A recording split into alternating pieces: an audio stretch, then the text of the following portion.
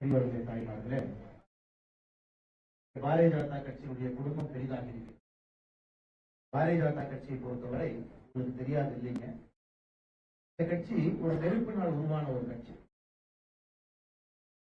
காலத்துல பெங்கால் மாகாணத்தை இரண்டாக பிரிப்பதற்காக பிரிட்டிஷ் அரசு போராடிய பொழுது ராம் பிரசாத் முகர்ஜி அவர்கள் பிரிக்கக்கூடாது, ஒரு பகுதி இந்தியாவிற்கும் ஒரு பகுதி வெளியும் செல்லக்கூடாது என்ற பெரிய போராட்டத்தில் அதன் பிறகு ஜனசங்க கட்சியாக அது மாறி 1950 காலகட்டத்தில் ஒரு நாட்டுக்குள்ள எல்லா மக்களும் சமமாக இருக்க வேண்டும், ஏற்றத்தாழ்வு இருக்கக்கூடாது என்பதற்காக காஷ்மீர் நம்மோடு முழுமையாக இணைய வேண்டும் என்பதற்காக போராடி ஒரு மர்மமான முறையில ஷாம் பிரசாத் முகர்ஜி அவர்கள் தன்னுடைய உயிரை விட்டார். காஷ்மீர்ல ஏதோ ஒரு சிறைச்சாலையில கைது பண்ணி வைத்திருக்கும் பொழுது நள்ளிரவுல மர்மமான முறையில இருந்திருந்தார்.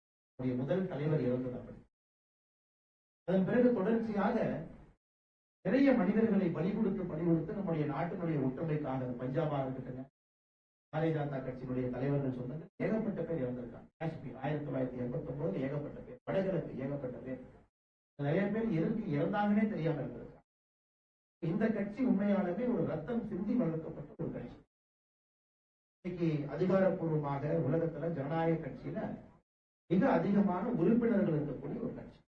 கம்யூனிஸ்ட் பார்ட்டி ஆஃப் சைனா ஜனநாயக முறை இல்லாதனால ஜனநாயகப்படி அதிக உறுப்பினர்கள் இருக்கக்கூடிய கட்சி. எப்படி இவ்வளவு பெரிய கட்சியாக வளர்ந்துச்சு? 1984 வெறும் 2 எம்பிக்களோடு 303 எம்பிக்களோடு இவ்வளவு பேர் சொன்னாங்க. உங்களை போன்ற மனிதர்கள் அப்பொழுது நீங்க யோசிக்கலாம், இல்ல நாம் எல்லாம் இந்த நீரோட்டத்திலே நாமும் அதே பணியைத்தான் செய்யும்.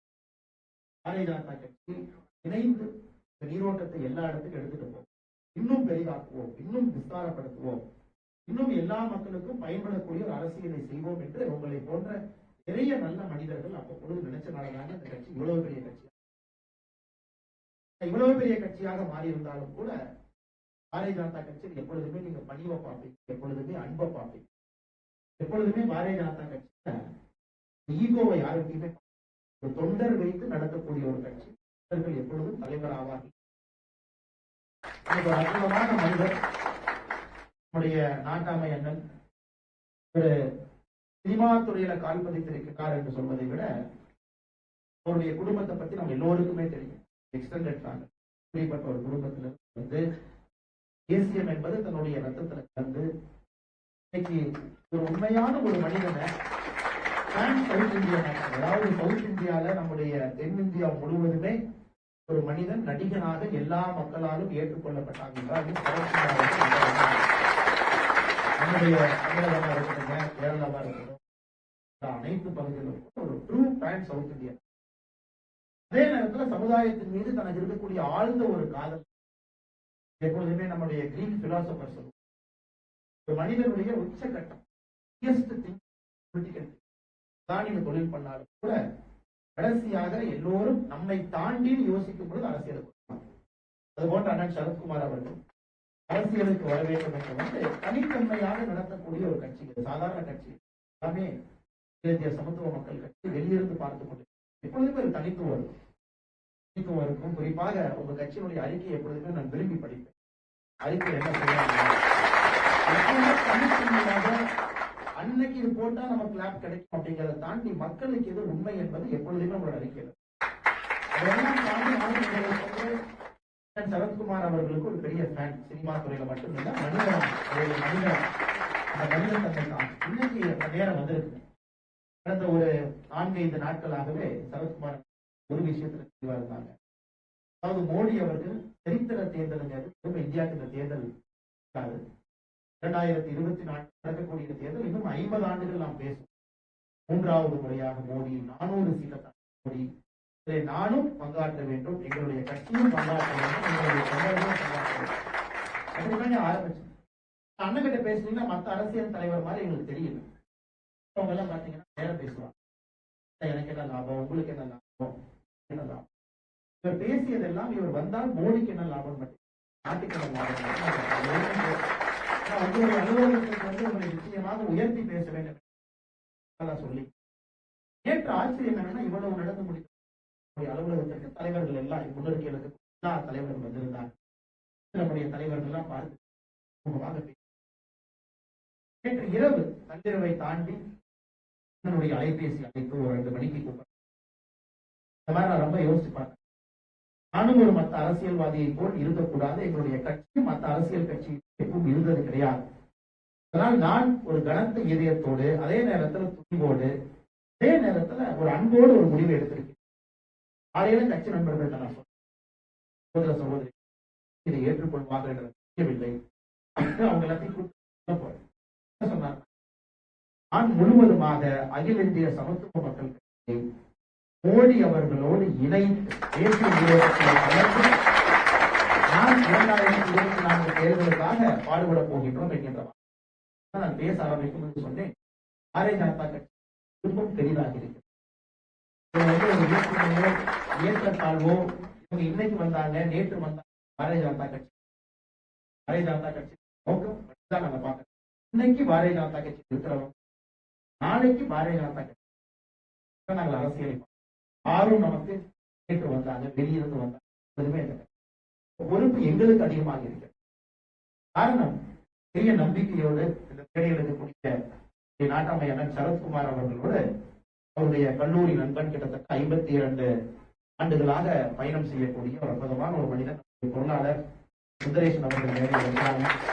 அதே போல நம்முடைய துணை பொதுச் செயலாளர்கள் மூத்த தலைவர் அவர்கள் அண்ணன் மகாலிங்கம் அவர்கள் நேரில் அமர்ந்திருக்கிறார்கள். கொள்கை பரப்பு செயலாளர் அண்ணன் NMS விவேகானந்தன் அவர்கள் மிக அற்புதமா பேசினார். என்ன காரணம் அப்படின்னு நான் இளைஞரணி செயலாளர் ரமேஷ் அவர்கள், எல்லா மாவட்டத்தினுடைய மூத்த தலைவர்கள் எல்லோரும் இதிலிருந்து பொறுப்பு எங்களுக்கு அதிகமாக இருக்கு. காரணம் என்னுடைய சகோதர சகோதரிகள் தேசிய நீரோட்டத்துல நம்பி பாரதிய ஜனதா கட்சி இருக்கும் பொழுது உங்கள் எதிர்பார்ப்பை தாண்டி உங்களை நம்மோடு இணைத்து எங்களுடைய சொந்தங்கள் எல்லாம் 2 கை விரித்து உங்களை வரவேற்று நாம் எல்லாம் ஒரே மேம்பட்ட பாதையில பயணிக்க வேண்டிய அவசியம் நமக்கு இருக்கு. குறுகிய கண்ணோட்டத்துல பார்த்தீங்கன்னா இந்தியாவுக்கு நல்லது 2020. கொஞ்சம் பெரிய கண்ணோட்டத்துல பாத்தீங்கன்னா தமிழகத்திற்கு 2026 தமிழகத்திற்கு ஒரு பெரிய அச்சாரமாக இருக்கு. எனக்கு தெரியும் சரத்குமார் அவருடைய முடிவு ஒரு எளிதான முடிவு இல்லை, முடிவு. யாருமே இந்த முடிவு எடுக்க முடியாது. ஒரு மனிதன் விடாப்பிடியாக தமிழ்நாட்டு அரசியல்ல ஒரு கட்சி நடத்துறதே பெரிய விஷயம். எல்லாம் உங்களுக்கு தெரியும், பண முதலீடு பெரிய மனிதன். அவங்களுக்கு இடையில ஒரு கண்டிப்போடு கண்ணியத்தோடு கொள்கையை விட்டுக் கொடுக்காமல் அவருடைய சொந்த பணத்தை எல்லாம் போட்டு கட்சியை நடத்தி இவ்வளவு மிகப்பெரிய விஷயம். அதனால் உங்களுக்கு அண்ணன் சரத்குமார் அவர்கள் இருக்கக்கூடிய எல்லா தொண்டர்களுக்கும் இந்த நேரத்தில் நான் தலை வணங்கி ஒரு பெரிய முடிவை நீங்கள் எடுத்திருக்கிறீர்கள். நிச்சயமாக எப்பொழுதும் ஒரு நாள் கூட திரும்பி பார்த்து நாம ஏன் எடுத்தோம் வருத்தப்படுற அளவுக்கு இந்த முடிவு எடுத்தார்.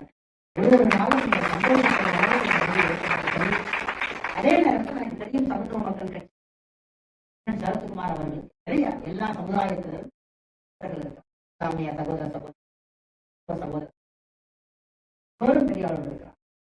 இன்னைக்கு நம்முடைய தலையாய கடமை பாரதிய ஜனதா கட்சி இவர்களுக்கு எதிரி சொல்றதை உடைக்க வேண்டியது நம்ம கடமை. அது இன்னைக்கு ஒரு பெரிய அளவில் உடைத்திருக்கிறோம்.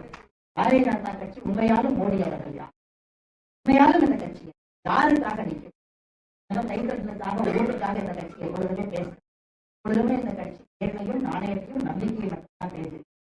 நாட்டுக்காக மட்டும்தான் வரும் பொழுது நீங்கள் குறிப்பாக எல்லா சமுதாயத்திலிருந்து வரக்கூடிய நம்மோடு இணைந்து காட்டும் பொழுது ஒரே பாரதம் உன்னத பாரதம் என்கின்ற சென்றாலும் கூட ஒரு பாரதம் என்கின்ற ஒரு அடையாளம், குறிப்பாக தமிழ் என்கின்ற இனம் இதை தலையாய இனமாக வைத்து நாம் போட்டி பாதுகாத்துக் கொண்டிருக்கிறோம்.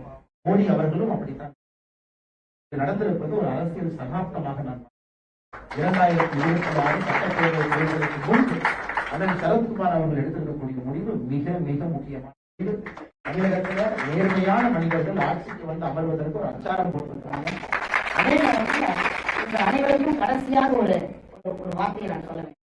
ஒரே வார்த்தை நல்லா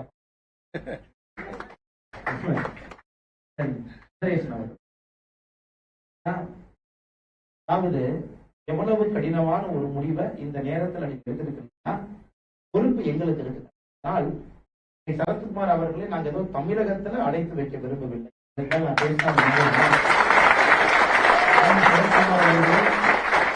தமிழகத்துல அடைத்து வைக்க பாரதிய ஜனதா கட்சி விரும்பவில்லை. இடத்துல இருக்காரு. நம்ம தமிழன் பெருமை மிகுந்த தமிழன் நம்மோடு இருந்தாலும் கூட அவர் என்று தேசியத்துக்கு செய்யப்படுகிறார். வருகின்ற காலத்தில் எல்லாம் பேசுவோம். ஆனால் வந்திருக்கும் எல்லா நண்பர்களுக்கும் பத்திரிகை மறுபடியும் என்னுடைய வாழ்த்துக்களை எங்களுக்கு வாய்ப்பு கொடுத்து மிக ஒரு அன்போடு எங்களை எல்லாம் வரவழைத்து கட்சி அலுவலகத்திற்கு வைத்து அற்புதமான முடிவை நீங்கள் எடுத்து பத்திரிகை நண்பர்களுக்கு சொல்லும் முன்பு எங்கள் வாயால் சொல்ல வைத்திருக்கிறேன். அதனால் வந்திருக்கக்கூடிய அனைவருக்கும் அண்ணன் சரத்குமார் அவர்களுக்கு மறுபடியும் நன்றி தெரிவித்துக் கொள்கிறேன்.